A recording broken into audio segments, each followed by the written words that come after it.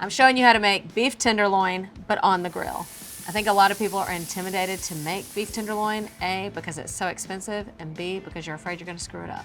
But I'm here to tell you, it's really hard to screw this up.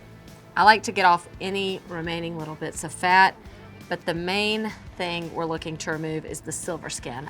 To remove the silver skin, you just want a sharp, pointy knife. Position your knife to where it's pointed upwards, so it only slides off the silver skin.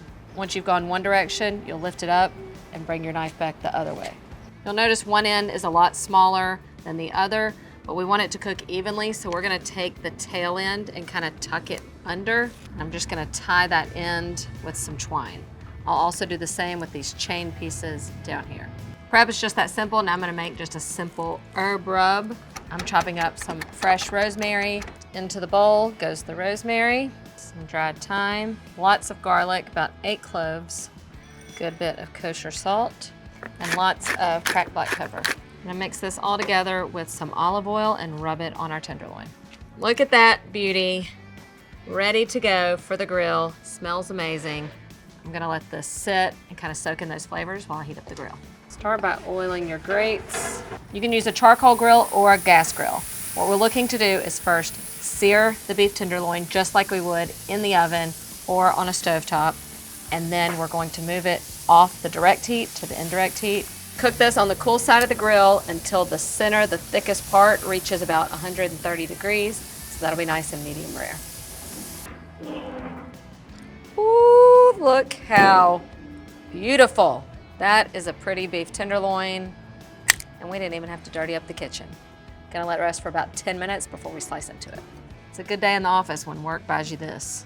Don't forget to snip off our butcher's twine. Y'all, this is a perfect medium rare. If you like more of a medium to medium well steak, that is totally fine. Just cook the center to like 140, 145 instead of 130. But I'm not waiting until I plate it up. I gotta give it a little taste.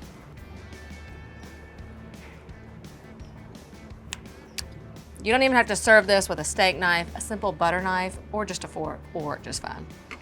This is perfect as is, but every time I have beef tenderloin, I just want a cold, creamy horseradish sauce. Truly, this beef tenderloin has so much flavor, it needs no sauce. I just feel like every time I have beef tenderloin, I have to have horseradish sauce. So this is my perfect bite.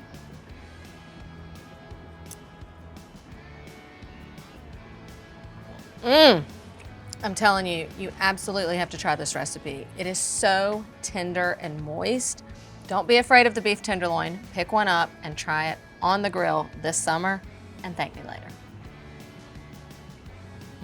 I'm about to tell you all the things.